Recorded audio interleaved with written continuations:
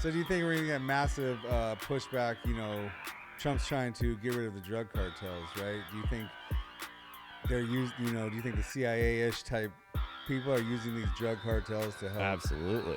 I mean, there's two lines to this, right? And I'm just a guy speculating. Well, I love speculating. Right? Down on the strip where the neon glows, there's a little shop everybody knows, where history's bought and treasures are sold. Gold and silver, stories unfold. When the doors close and the lights dim low, Rick and Chum kick back, friends they get to know. Gold and silver by day, but at night, my friend, Pawn After Dark is where the stories and laughter never end. Today we have Ian Carroll. I'm actually pretty excited. I love a good conspiracy theory, but as Rick says, what do you say about conspiracy theories? I mean, if you just look for the past couple of years, conspiracy theories are just spoiler reports at this point. I mean, everything from COVID to, everything. Yeah. You know, like the vaccines, everything. It's just like you can just go on and on and on. You know, So Hunter's laptop. How did you get into conspiracies? I got into it through GameStop. I was a GameStop investor in 2021. Okay. And that was just a lot of financial skullduggery being exposed. And it's this weird online community of just all sorts of random people, some super smart and some super not, all just getting with it on the internet. And so I just kind of followed along on that for a long time. And eventually, and I was already starting to ask questions like, COVID and the election had really gotten me asking questions. And so eventually I just figured I should start posting about this financial fraud that everyone's uncovering. But in trying to make my first video about the financial fraud that the GameStoppers had uncovered, I realized that I was not very smart. And I probably couldn't explain the global financial system on the internet. So I kind of had this realization and rewind to maybe you should just start at the basics and figure out what the hell's going on, one thing at a time. And so I just kind of rewound to the beginning and just started learning online. Trying to figure out what's going on is a lot to unwind. Yeah, right? 2 years in and I still have no idea, but it's been a lot of fun. So you go deep into the CIA, yeah? Yeah. So I thought I was going to be exploring money because I wanted to get past the politics and get straight to what rules the world, which is the Federal Reserve, as we were talking about before we started rolling. And then everywhere I looked, I started finding little breadcrumbs that led into intelligence agencies and organized crime. In various forms. And often that's Epstein in modern kind of times. Mm-hmm. But it's also often other CIA operations, other organized crime kind of linkages, whether it's through, board of a company that has long standing ties to the mob or companies Jolly colluding Roger. together. Yeah. It's kind of everywhere. And the more you learn about powerful people and how power works in this world, you start to accidentally fall into intelligence agencies and organized crime. So Diddy's in the news a lot lately. Ooh, Do you yeah. think Diddy could be, an operative? Do you think he could be an intelligence gathering agency? I'm sure you've done some digging. My personal take on Diddy is 100% that he is another node of the global trafficking systems. And I think there's probably a few different forces up there, but in the same way that we think of drug dealers as normal folks, we think of drug dealers as Fernando down the street. He's this one dude dealing drugs, but you go up the chain to the high enough up in these operations, and it's a global network of cartels that are working together and in competition at times, but ultimately they're all their interests align in that world to keep that world floating. And I think that the human traffickers and the blackmailers live in a similar world because of the scope of what they're doing. And so I presume that Diddy is a node of the trafficking networks just based on what was in the lawsuits from Lil Rod, based on what's being rumored in the music industry behind the scenes, and based on what we're not getting in the court case. Yeah. Because the court case is a show trial. We're not getting a lot in the court case. We're not getting anything. It's all just sex. Did they bring up any of the other celebrities who are supposedly at these parties? Yeah, they're mentioning a few of the basically they're having a few sacrificial lambs, but they're not mentioning Jay-Z. They're not mentioning the executives. In the original lawsuit from Lil Rod, that was the really spicy one. Lucien Grange, the CEO of Universal Music Group, was directly named, and there was specific allegations of him being involved in the parties, funding them, having private clearly involved. Yeah, he goes way back, I think, all the way to the mob days in the 70s. He goes way right? back. Well, so his dad was the tailor for the Beatles. Okay. His family has changed their name 3 times. Wow. From Goldberg or Steen to G to Grange. Okay. And he has a whole funky lineage and history there. But even just at Universal Music Group, he is tied to a lot of weird things, and the Diddy stuff is the most obvious one. But as soon as that lawsuit came out and he and Universal were named, took about a month or two, I don't know the exact time frame, and then their names just disappeared. And they've never been mentioned again. And everything we're seeing in the court trial is just look at how depraved Diddy's sex life is, and trying to sort of like. And so you think that's by design? Absolutely. I think they're trying to distract everyone. Well, no, I think it's absolutely. I mean, it's just like Epstein. That like the client, there's no client list. Exactly. You know, with Diddy, there's no like, because we know big celebrities were at these party, and apparently politicians. they're like alleged there was a lot of underage, girls, probably boys, I don't know, at these parties, and we never hear about the rich and famous doing the creepy shit. Yeah. Okay, and I think it's just, it blows my mind that the public just doesn't talk about it. I mean, well, you have the media that's complicit in everything. Exactly. Well, that's why all these, new news outlets on, other platforms are kind of good. Word's starting to spread. Exactly. You can't keep the word down anymore.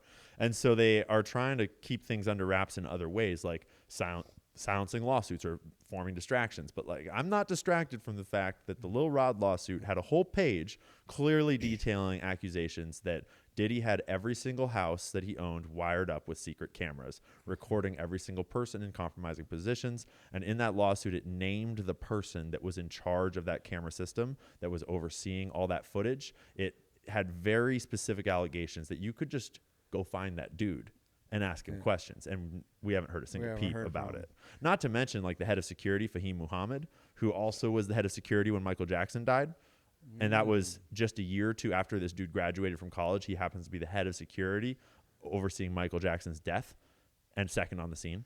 Then he immediately jumps to being the head of security for Diddy and this whole blackmail operation, which is totally a coincidence, I'm sure. Well, I think they've been using conspiracy. I think they've been using musicians and music for a long time to control the population. What do you think about that? Here's another example, right, of where you accidentally fall into organized crime and intelligence agencies, where if you're looking just at the music industry and you're thinking like conspiracy theory, music industry conspiracies, but you go into it and you realize that, well, the music industry was set up on mob money. Mm-hmm. And the music industry was being used to launder mob money for a long time. And then they started doing other mobster stuff, like the payola stuff, where they were paying for hits to get essentially created, paying for plays, which is illegal, and they got investigated for it.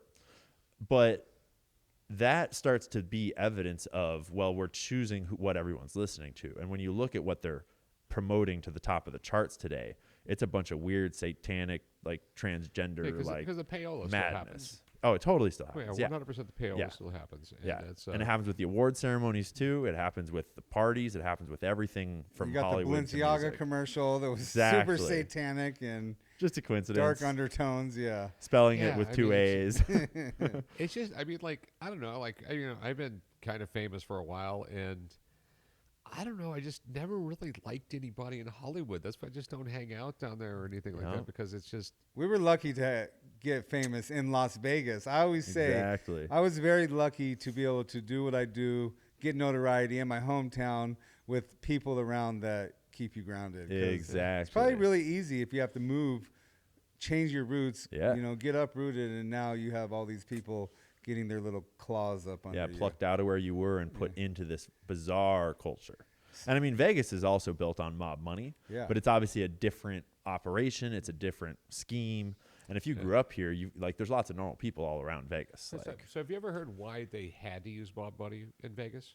I mean, I have my own understanding, my own theories based upon the reading, but I'm not sure if I've ever heard someone explain it. Basically, back in the day, banks considered gambling right up there with prostitution and everything. Even if it was legal, they would have nothing to do with it. Yep.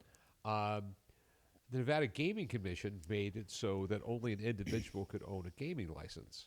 So you could not bring it public. Up until Steve Wynn got the Mirage going public, it had to be an individual. So the only people that would loan money to build a casino was pension funds.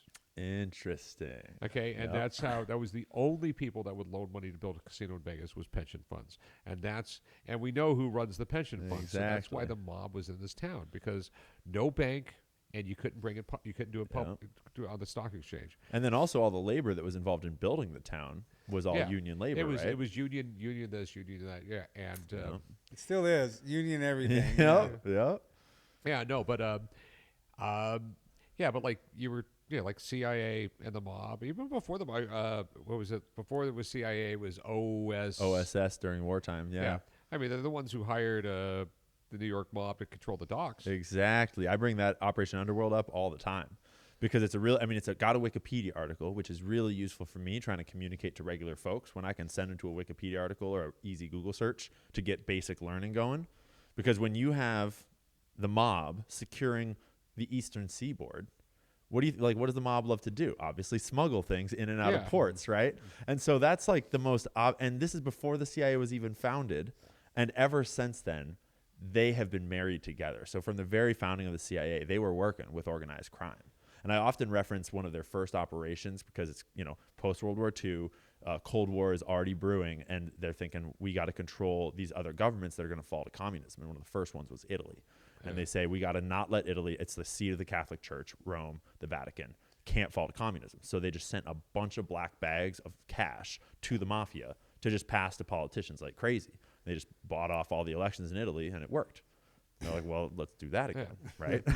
And the government was involved with the mob because you had J. Edgar Hoover, who had a dossier on everybody, and he was untouchable. I mean, except for by the mob, who had a dossier on him. Because they had photos of him cross-dressing and having sex with his boy Clyde Tolson too. But because you had J.F. Hoover saying there's no organized crime in the United States. Yeah. When it was completely obvious and everybody knew it. Yeah. And he's the guy, the cop on the beat, he's the head of the entire FBI. He's the kind of the founder of the FBI because he was the head of the Bureau of Investigations before the FBI. And then the FBI was founded, and he's the head of the FBI. And in total, it was 48 years tenure for J. Edgar Hoover at the top there. All through the years when organized crime grew from like little liquor running outfits to this international cartel style business, right? And so really, I often wonder, how different would world history look if J. Edgar Hoover had not existed? I mean, the deep state goes pretty deep. I mean, they might have just got the next guy in line to do the same stuff, right? Yeah, I know. It's just, you're always going to get those guys in government. It's, power corrupts, absolute power corrupts absolutely. Yep. And, it just, the way government works. I mean, you get these bureaucracies, you get someone like in charge of a bureaucracy, and they're just there for life, and it gets worse and worse and worse. I mean, look at all the stuff Doge found out. Yeah. Which I find absolutely amazing. People are freaking out about Doge because, they're just finding fraud and waste. But I think they were finding black budget cover-ups. I think that a lot of what they were finding, I don't think we were sending condoms to Mozambique or whatever. I think that was a front for a black budget money funnel. And obviously I'm just speculating, but when you look at all the different things they said, to me that looks just like USAID has long been sort of how you shuffle around black budget money for the CIA.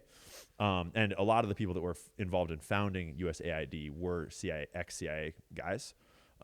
And so I suspect that a lot of those silly things that were found were actually black budget.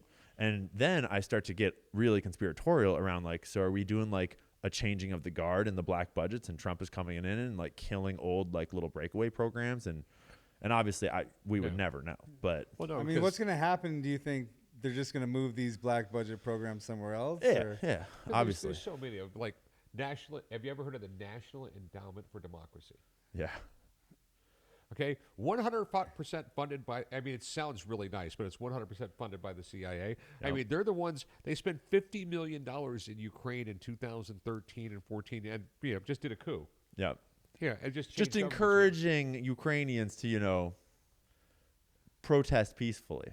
It was great that they tried to deny that the CIA had been behind that coup for a long time, especially once the war broke out and then all the normal American eyes were on Ukraine.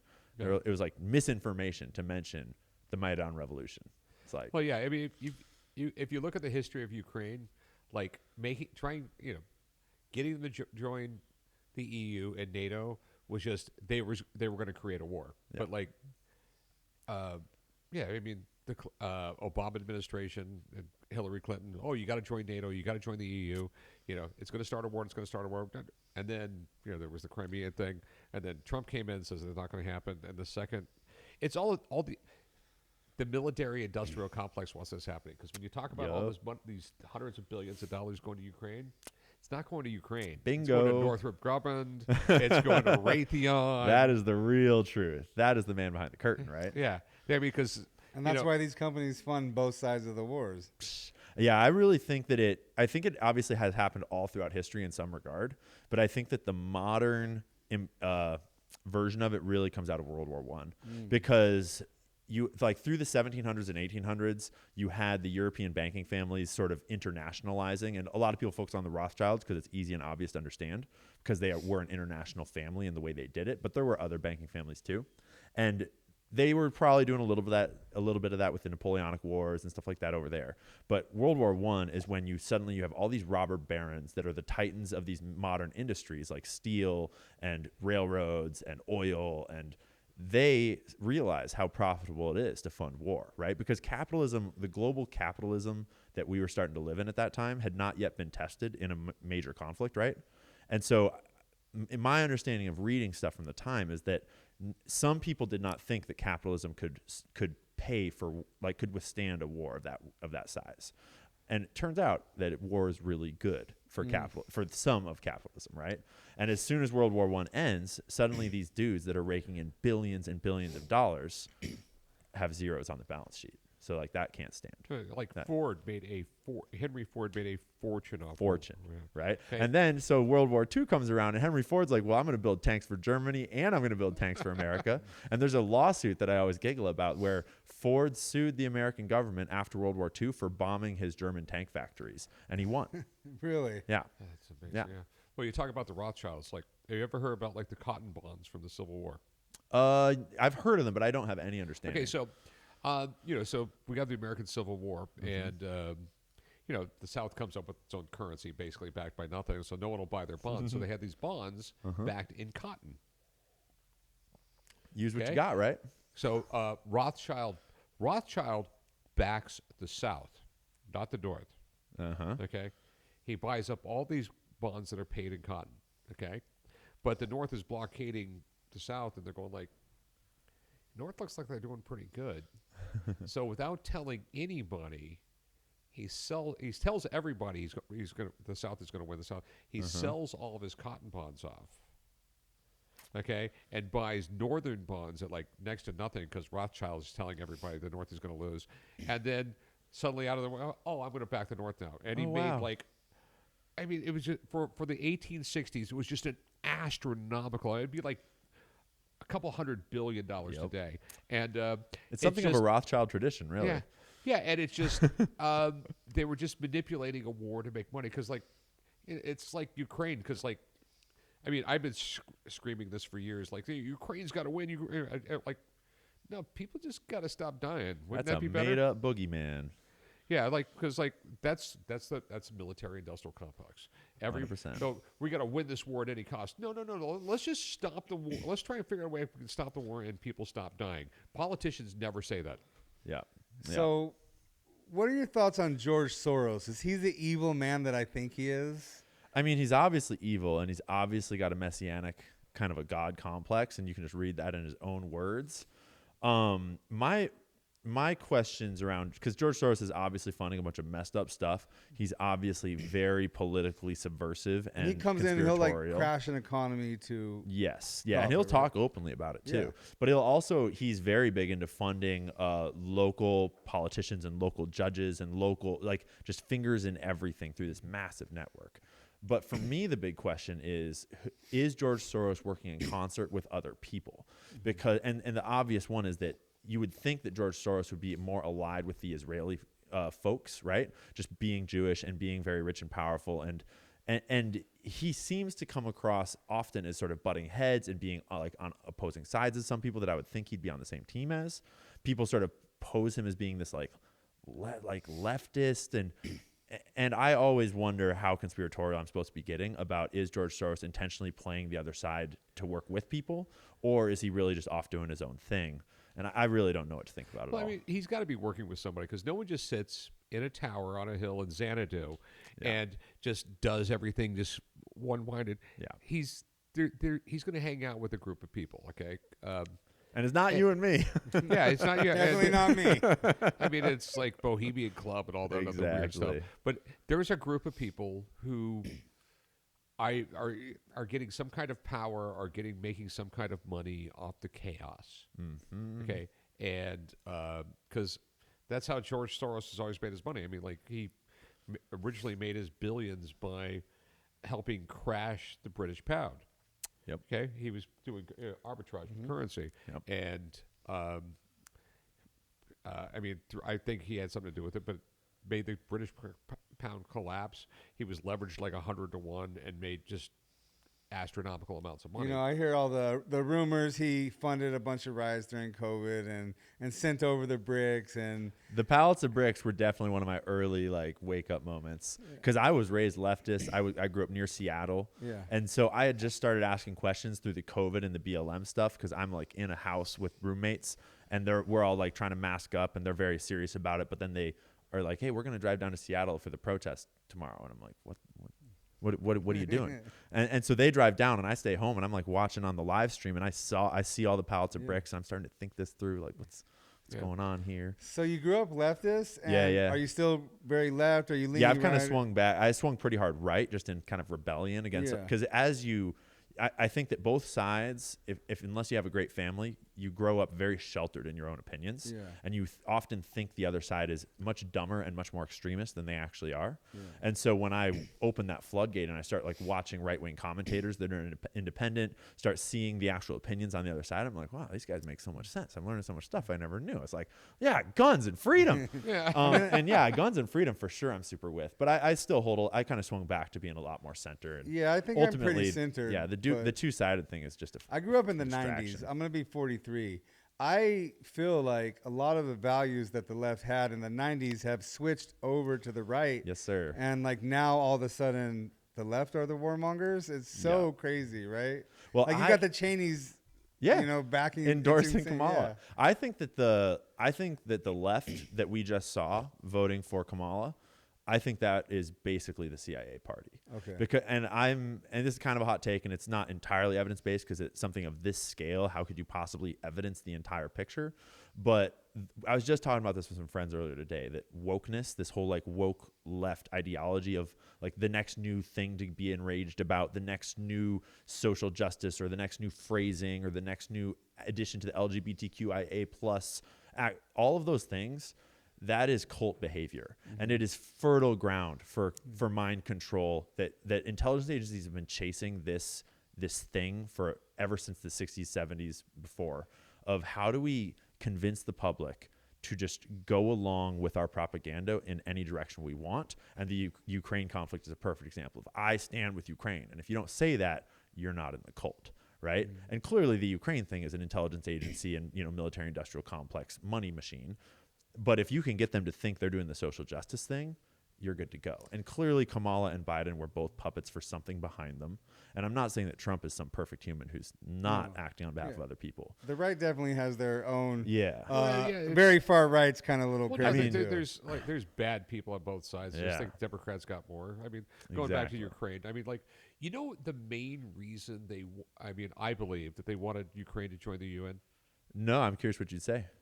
Okay, if you're if you're joined NATO, okay, they would have to get rid of all their Soviet weapons, and they'd have to buy new ones. They have to be compliant with NATO arms. Yep. They got to change all their rifles. They got to buy billions of rounds of ammo for those new guns. They got to get these kind of tanks, these kind of helmets, these kind of everything. There was literally hundreds and hundreds of billions of dollars that would have to be spent on brand new arms to join the UN. Yep. But there's another side to that coin too.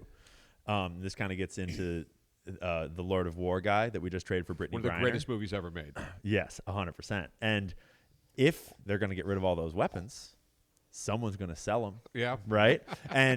Because not only is the military industrial complex going to make money on the front end of that transaction where they're selling them all the new weapons, but suddenly you're going to have all these stashes of weapons that Lord of War type guys are going to come in there, swoop them up and send them out to the black market and fund a whole bunch of new terrorist cells, a whole bunch of new conflicts and insurgencies all around the world.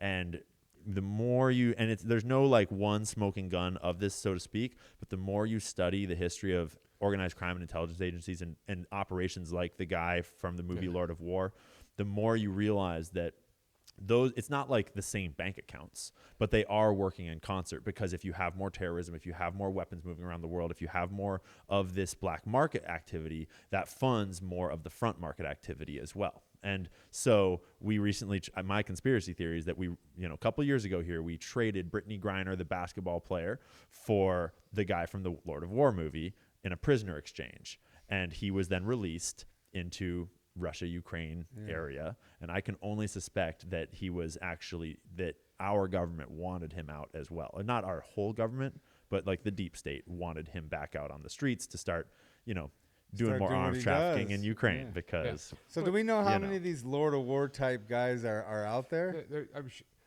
sure the CIA does. They got to be like working close with the CIA, right? No, the CIA, and like the deep state, they need the gangsters. Okay? Absolutely. Because you got a bureaucrat, okay? He's a bureaucrat. He doesn't know how to do shady shit, okay? Oh, they do shady shit. They do shady shit, but like a gangster's a gangster, and no, this is the way you do it. You know what I mean? A bureaucrat is going to want to put someone on trial. A gangster is going to pop someone in the head. Exactly, and they need the plausible deniability. And I bring this phrase up in like every talk I do, every presentation, because a lot of people, like regular people, are not even educated about, like, if you're old enough, or if you're like into niche books or into war history, a lot of people, like, you'll get into learning about intelligence agencies and the history of the CIA, but regular people in school don't learn about it anymore. And so a lot of people don't even realize what the agency does, whether, like, how much power it has. But the whole point of an intelligence agency is plausible deniability. If you don't need an operation to remain secret and untraceable back to you, you don't need an intelligence agency. Just send the military, right? The whole point of the CIA is not to, like, inform the president of information happening around the world. It's to go and start a war in Vietnam so that we can go to war in Vietnam. Go and, fund the drug smuggling into the Iran-Contra situation so that we can profit and do all these other things, right? And so when you do it using organized crime, or you do it using multinational corporations, suddenly if they get caught, it's like, I don't know who Jeffrey Epstein worked for. I have no idea who he worked for. Just a lone wolf, just a random dude. So do you think we're going to get massive pushback? Trump's trying to get rid of the drug cartels, right? Do you think do you think the CIA-ish type people are using these drug cartels to help? Absolutely. I mean, there's two lines to this, right? And I'm just a guy speculating. Well, I love speculating. Right? But we do have lots of evidence that our elements within our own kind of deep state have been using the drug cartels over the decades to fund things, to funnel money, to traffic money. Lots of great dudes in the CIA trying to catch them. Lots of great dudes in the FBI trying to catch them, all that. But at the higher levels in these kind of black budget programs where they're sort of using these things for their own advantage, the cartels are massively useful. But it's really easy to talk specifically about opioids because there's a whole thread here where opium has been one of the longest running sort of government tools all the way back to the British Empire to both overthrow a nation like the Opium Wars in China, or to profit by selling opium, because opium is one of the most addictive and most growable and profitable drugs. And so our own government was involved in smuggling heroin and opium out of Laos during the Vietnam War. Mm-hmm. Our own government was involved in opium trafficking during the Iran-Contra wars, although they also got real into cocaine. But then we go into Afghanistan, right? And it just so happens that when we go into Afghanistan, like, it is now the global head of opium production in the world. And then, 9/11 happens and we have to go to Afghanistan, obviously. And then, but the Taliban outlaws opium production, right? So if you look at graphs of global or of opium production in the Middle East during that time, it's like, cruising. It's their whole GDP in Afghanistan, more or less. I mean, exaggerating. And then in the year 2001, when the Taliban takes over, it drops to like 0.03% or 0.3%. We didn't like that. Nah bueno. The very next year, it skyrockets back up. And there's, all kinds of service members come back from overseas having stories of having been stationed to guard opium fields, right? And that continues onwards until 3 years ago now, I guess, when we pull out of Afghanistan and the Taliban takes back over. And the graph, once again, drops down to basically nothing. And now there's only a little bit of opium production in sort of the northern provinces. But that coincides with this rise in fentanyl. which is a synthetic opioid. And we're getting more and more to the point now where synthetic drugs can replace actual drug growth and production. And so I start to wonder if we haven't just changed course in this global drug climate because we no longer need cartels growing and transporting drugs. We no longer need, well, transporting maybe, but we don't need, you know, the Afghanis growing the opium. We don't need the Colombians growing the cocaine because we can just start to synthesize these things. I have questions about that. Yeah. No, but I think, well, you take the cartel, okay? I mean, they have to be involved with some multinational corporations, okay? When you have, I mean, They're just avocado billions farmers. and billions and billions and billions of dollars. What are they going to do with it? They put it Okay. in the bank just like everybody else. Okay, and it starts. I mean, they have to invest it in something. They got to spend it on something. Yep. And there's just let's face it. There's not. It's going to be hard to spend it in Mexico. Yeah. Although they did, I presume they spent it making people like Carlos Slim very rich.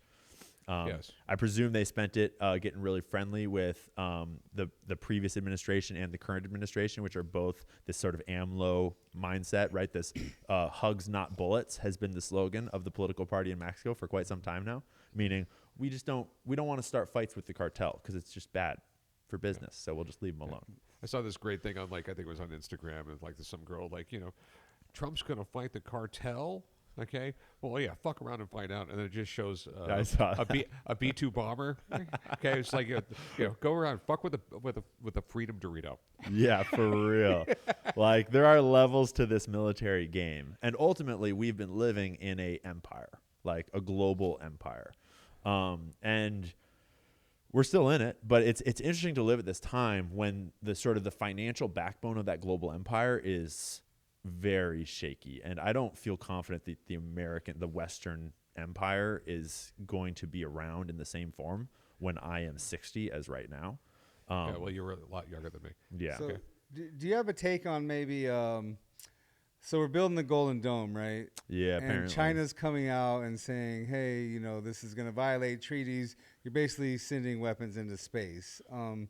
Have you looked into that at all? Do you see any conspiracies behind that? Yeah, I haven't looked into the Golden Dome too much specifically. I have done a fair bit of thinking about this next evolution of weaponry. And in general, this is not a highly educated take because it's so complicated. But in general, I see it as like technology does march on, unfortunately, which creates great progress. That's awesome. Like some of the stuff we can do today, so cool. But ultimately, the challenges that we are facing right now is like nuclear times a million, because nuclear weapons in space, surveillance in space, Lord knows what else. Like we haven't even talked about aliens and UFOs. I used to watch UFOs all the time in the 90s here. Yeah, there's something going on. And so there's ultimately like someone is going to be putting weapons in space. And I don't think we live in a geopolitical climate around the world right now to have any genuine agreement or negotiations around it. Well, China did send a missile and blow up their own satellite. So Exactly, I mean, right? that was kind of like, hey, F you. We could do this to us. We could do this to you. Yeah, Okay, so so- that is the new arms All right, race. this is my take on the Golden Dome. Okay. We're not talking about your head. I had to slide that one in. I'm All right, sorry. yeah, I'm okay, sorry. right. All right, so it was Reagan with like the Star Wars technique, or whatever they're calling it in the 80s. Remember, like this Star Yeah. Wars thing, and literally they were making bullshit. They would make a bullshit video and leak it to the Russians. The Russians smuggle it, and that's what kind of broke the Russians. I mean, they couldn't keep up with this militarily. I hope I'm not Trump. I hope I'm not blowing any government secrets, but I think this Golden Dome and some other things like that are to freak the Chinese out. I mean, maybe they're just thinking, hey, we did it to the Russians, we can do it to China too. I mean, propaganda and information is the first frontier of every war, right?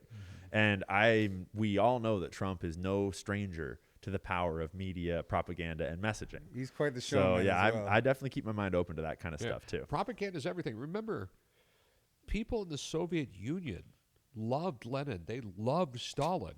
And they were the most evil people on the planet. But like when you just had it pumped in their face constantly, so yeah, it's the power of propaganda is everything. On the topic of propaganda, when the internet started, no one knew what it was going to be, right? No. I don't think the CIA, I don't think the Nope. government had any idea how powerful it was going to be. We were going to have a massive computer in our pocket, right? Yeah. So there's so much propaganda in the mainstream news. And then there's all these sub-news outlets, you know, independent people like yourself who do research, and they have their own channels. With AI rolling out, do you see, like, it starting to get harder to define, like, is this propaganda? Is this real? It'll certainly fuck with the truth. Yeah. I'm not worried about my job at all, because I think that ultimately what's happening is we're seeing people gravitate towards human relationships. Yeah.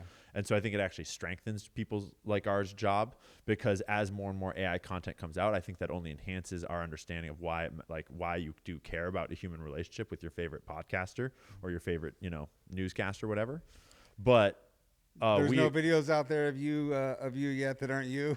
Oh, I'm sure there are. Yeah. I've made some, yeah. Okay. And I've trained a bot to speak in my own language, like my own verbiage with my own voice, and it took like 10 minutes. And so ultimately, yeah, we're entering a very weird world. And the scary part about that is an excellent and very logical argument for digital ID and for all sorts of digital controls around your identity, that suddenly you're in a very dystopian future. And there's no simple way through this. Well, no, because it's already super scary because, you know, I got global entry because I travel. And I come in the country, I just walk in front of a machine. I don't got to press a button or anything. And it spits out a piece of paper, and I walk, and it's with the facial recognition, you know, the listening to your phones, and 100% they listen to your phone. Oh, yeah. Here, listen to this story. Okay, so I'm literally talking with some people at a pharmaceutical company I'm invested in, and we're literally talking about environmental equipment regulations. Okay. The next day, my phone is blown up with ads for environmental. Just like green stuff and like dehumidifiers. Yes, and, right. Yeah. Targeted ads are already using environment equipment. Yep. But the thing is that it's not just these harmless ads, right? Is, for example, Palantir is currently partnered with our government to deport illegal immigrants, which is like great. Most people in America support some form of like illegal immigration control. And so we'll start with them. No one will object. But if they're surveilling us with like Palantir is like the Omni system for like military intelligence, where they have facial recognition, AI sourcing all data from all feeds. Yeah. It's Peter Thiel's company, very connected to this administration. And so if Palantir is being used to target illegal immigrants in the United States, that means that Palantir is being used to surveil everyone in the United States to find the illegal immigrants. There's also tech companies that are coming out of like Unit 8200 that are already integrated with our schools to control like lockdown procedures if there's an emergency. Like the surveillance state is getting deep into our world without us even really realizing it. And I think that's sort of the silent alarm is going off right now, and we need more people paying attention. I mean, there's not much we can really do to stop it, though, right? We can hopefully get some regulations on it. Regulations, hopefully, yeah. Technology is moving at We're going, yeah.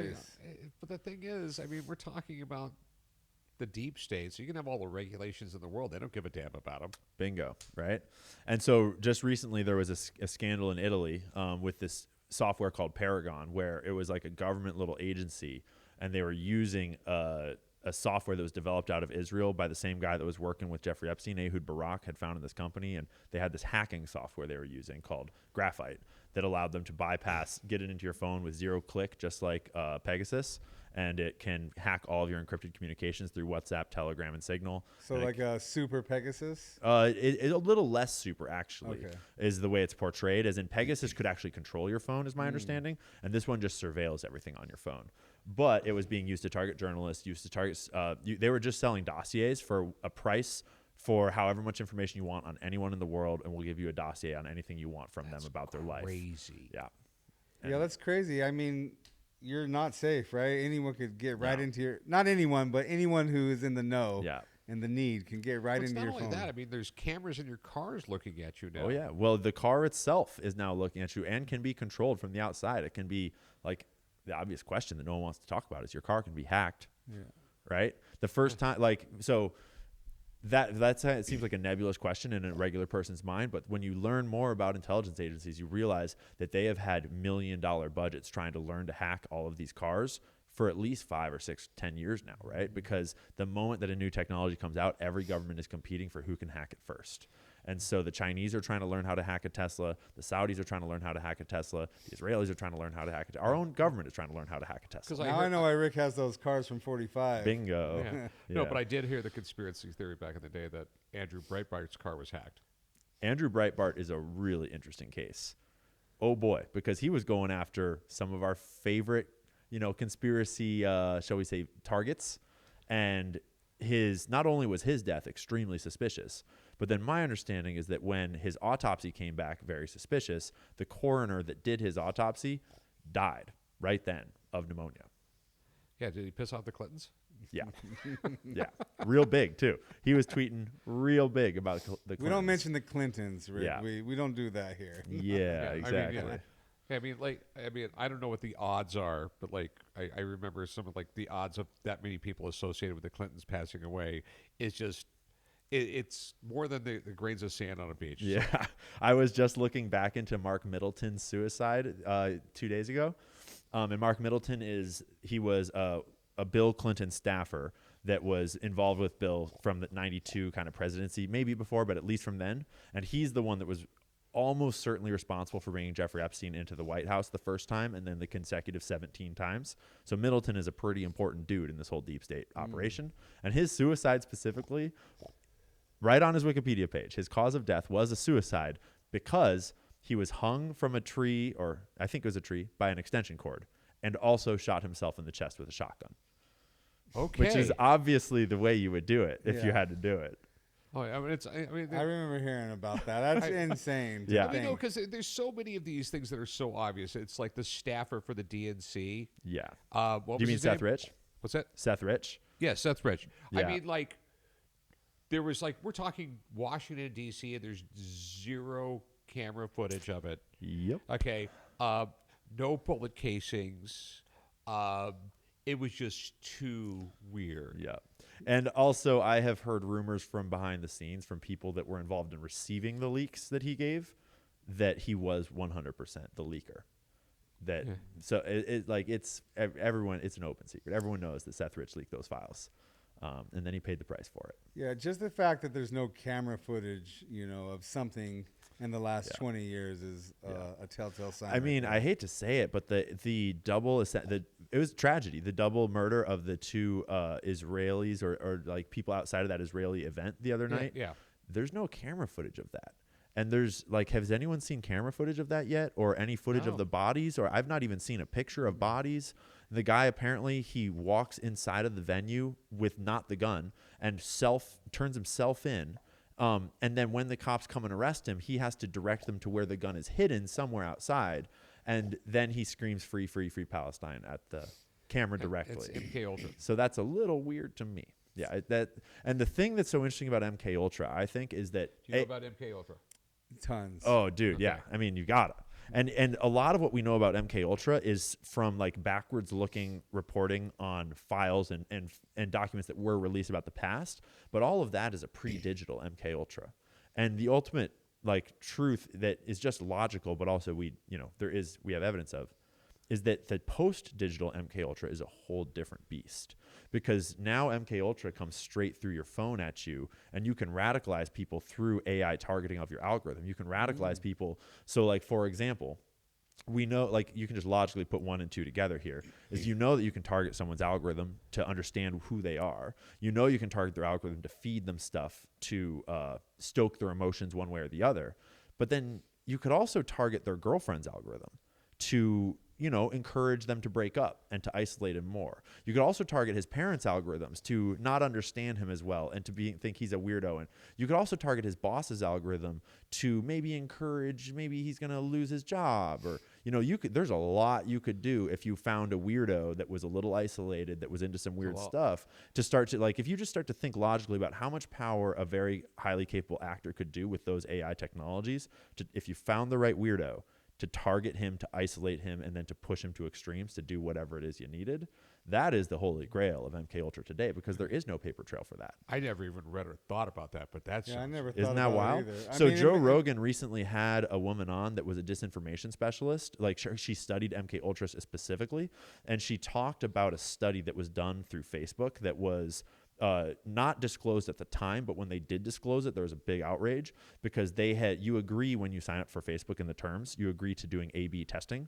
meaning that they can experiment on you with your algorithm. And they did one over thousands of people without telling them, where they fed group A content that was negatively emotionally based, and group B was positive emotionally based, and they were able to like measurably affect people's emotions and mood in a way that like is very clear evidence that you can make people angry and hateful and unhappy just through their Facebook feed. I'm so glad I don't get lost in an algorithm. Yeah, no, I mean, I maybe sleep 5 hours a night. I mean, like, and then so I'll just wake up in the morning. I can just go out and work in my shop and go work on cars and stuff like that. You got to do people real don't stuff. do that anymore. Young people, people are so addicted. He also watches videos of people getting kicked in the nuts all day. Yeah. Some stuff is just hard not to watch. I have not gone down the idiocracy path. Yeah. But no, that is, it's a weird world we live in, and like, I don't know how we could change it. I mean, honestly, we won't ultimately be able to change it unless you change yourself, right? I always remind myself in my job is not to save the world. My job is to put out information so that people that are trying to change their own lives and their own minds can do that, what they will with that on their own. Because ultimately, we're going to live in a world full of drones that are, addicted to their phones and are just mindless. Mm-hmm. We're going to live in a world full of the guys at the slot machine going, ding, ding, ding. Like, we're in Vegas right now, and oh my God, the slot machine sections are crazy. Oh, it's great, yeah. You should have been here when they used to go ding, ding, ding, ding, ding, ding, ding, ding. Yeah. So you said something earlier about you like having a Wikipedia page to draw people back to, right? Yeah. Do you have any advice to give people that want to start to research stuff on their own, but they just don't know how or where to start? Yes. A lot of various things you could say, but one really good, just simple version that kind of gets you very far is anytime you're listening to a piece of content or you're watching something and they're saying something that's interesting and you might want to dig into it, a lot of people don't think about the fact that you can literally just take keywords in order and put them into Google, and you can get pretty precise and specific. And so if someone shows a screenshot of an article, or if someone says something, and if you just grab those, not just like Israeli attack, but grab the actual like words of places and names and dates and anything you got from that and put it all into Google in one big string, you can usually get to the exact source they're referencing. You can get deeper and deeper, because often the trick to finding a really interesting conspiracy theory is just knowing the right keywords to unlock the internet. Now, do you put like commas or semicolons or parentheses? You can get into that. Often if I know that I'm looking for a specific article that someone showed on screen for a second, I can suppose someone shows you a page of a book. If you take 12 words in a row verbatim from that book and put them in quotes, you'll often find the exact book you're looking for. Or things like that, where if you just get specific enough with the information you're getting out, put it in. And especially when you start to learn people's names, you start to learn locations and dates, that stuff starts to get you very far. So if you know to look for the 5-Star Trust, if you know to look for Robert L. Ferreira, and you know to look for Marion M. Horn, you might find this insane set of documents from George Bush's first sort of CIA operation when he was smuggling drugs with Richard Helms in the Vietnam War. This crazy document that is an FBI report written to Senator Ted Kennedy in 1989. But they're almost impossible to find, but they are on archive.org, and you can find them if you know the right names and keywords and dates and stuff like that to put in. And also, like, when you find stuff on the internet, just don't take one site. Go to different sites. Cross-reference things. Even if you look something up on Wikipedia, there's so much bad information on Wikipedia. Highly controlled. Yeah.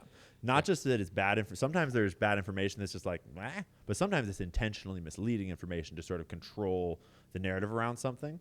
But I do like that Wikipedia has sources listed, as long as you actually use that feature to go to those sources and get to reading further and thinking more critically.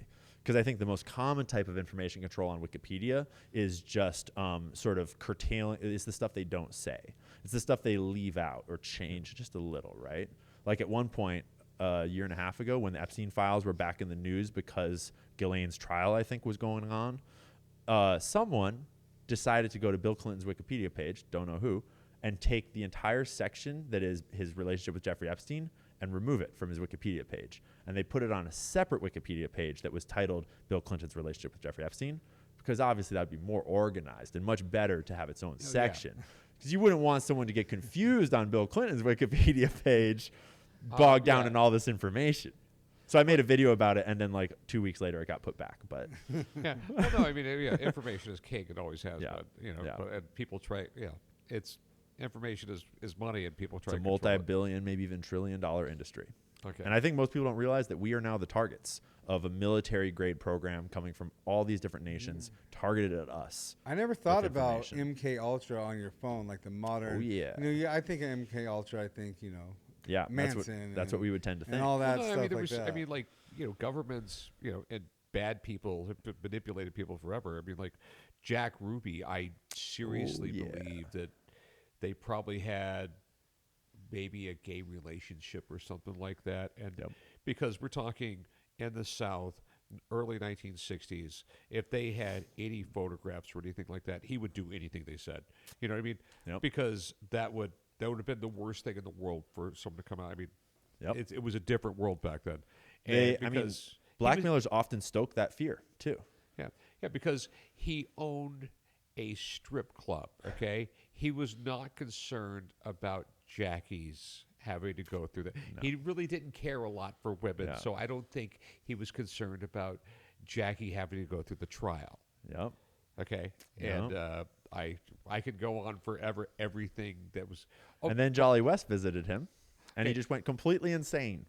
Yeah. Lost all of his memories and was never reachable again. Okay, so just so you know, this is just a little weird factoid. So I used to deal in modern firearms here, but I quit doing it for like 26 years ago. But this is probably 30 years ago. We had a Italian 6.5 Carcano come in the store. And the guy actually had some ammo. So I had to buy it off him. And we literally took it out to the shooting range, put it in a gun vise, okay, and fired this thing like 20 times, okay? And every time, straight down, first shot would be over here. This is at 100 yards, okay? Okay. Next shot, this is in a gun vise. Yeah, okay? right. Next shot, it's like right here. It's literally, it's going like 18 inches off Spraying center bullets. every time. It was impossible for him to make that shot. I've shot a 6.5 Carcano. It had to be the grain in the bullets.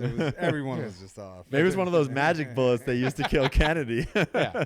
It does the little loop-de-loops. And don't you love how, like, the Epstein files were going to come out, but they haven't come out. Well, they're still sitting on her desk, obviously. Yeah. It's just, and the JFK files were going to come out, but they didn't come out. the JFK one's partial. They kind of came out. They just seem to be a little bit incomplete.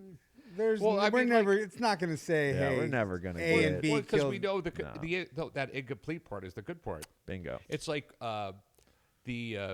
it's like the Federal Reserve. They say on their website that they're audited all the time. But it's like the FBI going to a house. They just never happen to pass them. Yeah. Well, it's like the FBI going to the house with a search warrant, and they're going like, yeah, you can search everywhere except at that room at the end of the hall where it says drugs on the door. You can't search that one. Exactly. That's the Federal Reserve. Yep. That's what's happening with Epstein, all these everything. theories. Diddy is the same way. 9/11 is the same way. Like, we all have a lot of questions about a lot of these events that we're never gonna. We're in Las Vegas and we still got a lot of questions about the 2017 shooting. Oh, yeah. Right. Yeah. No one. You're allowed to talk about it, but for a while there, you got taken off the internet right away if you started talking about that. Yeah. Well, like 9/11, because I was 100% like any with conspiracy theory, but then it's just the plane at the Pentagon. There's no video. There's no debris. Yep. None. Yep. And it's just Building 7 collapsed. So, they reported on it Imploded. collapsing before it had collapsed on live TV. It's in the background, and this BBC lady is reporting on how Building 7 has just collapsed. I was just told. It's like right there. And then it just falls in on its own footprint. yeah. It's Who knows? But passports sure do survive, incinerating fires like that quite well. Well, then I think you have, the dancing Talibans? The dancing Israelis. Yeah, the dancing Israelis, They're yeah. across the way at the dark apartment buildings. I dug pretty deep into that one because I get really curious about sort of the taboo parts of conspiracy theories. And the It's the dancing Israelis have their own FBI file, and they're actually called the High Fivers, is what they're called in the FBI files.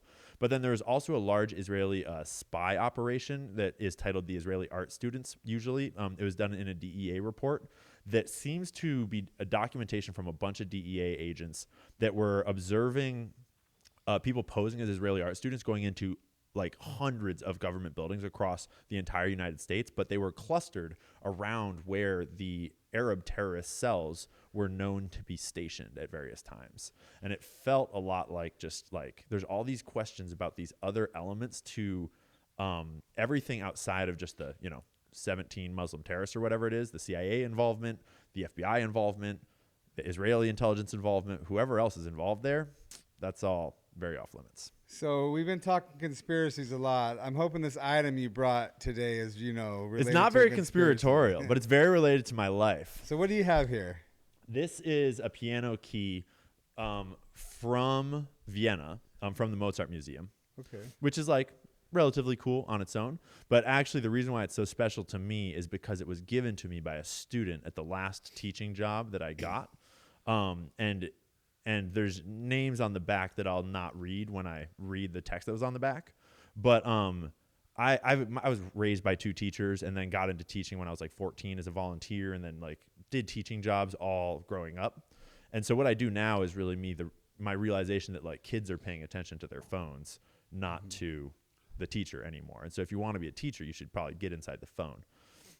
And one of the like raddest families I ever met, they were like world traveling and they took their homeschool kids on the road with them everywhere. And at the end of the year that I taught their family, they wrote this: "Dear Ian, we bought this ivory key in Vienna at the Mozart Museum and we have carried it with us ever since. We broke the frame, but student wanted you to have the key as a symbol of their gratitude for all you have done this year. We wish you many great adventures this summer, and we know we will see you at the place that is censored as well." And then love that family. And so to me, this is like a really special reminder of why you do this thing and the human connections you build along the way, and sort of how those human connections get imbued into sort of the acts of service you do for one another. Well, I think that's interesting. Something you said right before that was, if you want to be a teacher, you got to get in the phone. It is kind of ironic, right? Yeah, it is kind of ironic, but it makes sense. When I was in high school, if you had a pager, you were a drug dealer. But, it's like now you're right. Everything's done through the phone. Yeah. But the other irony to it is that through getting into the phone, I went from living this like solitary life up in this like leftist place where I didn't have anyone around me that saw the world the way I did, to now meeting all kinds of incredible people around the country and around the world in person in all these cool ways, where I'm so much more connected to people that make me feel alive than I ever was before because of using this intentionally, not, I never really watch content. I never really watch TikToks or Instagrams or anything. I basically just use it for what I'd use it for, and then I don't even check it during the day. I just tune into where I am. Pretty much how I try to treat my phone as well. It's a healthier place to be. But Yeah. I do watch some stuff that I'm interested in, some educational stuff, videos. It's a great tool for whatever. Oh, no. I mean, does. like, I use it for like, car parts. I use it for like, I'm learning how to fly, so there's a bunch of flying stuff. He also watches a lot of videos of people getting kicked in the nuts. Yeah. I like to watch a lot of funny memes. Yeah, I never got into the memes. I don't know.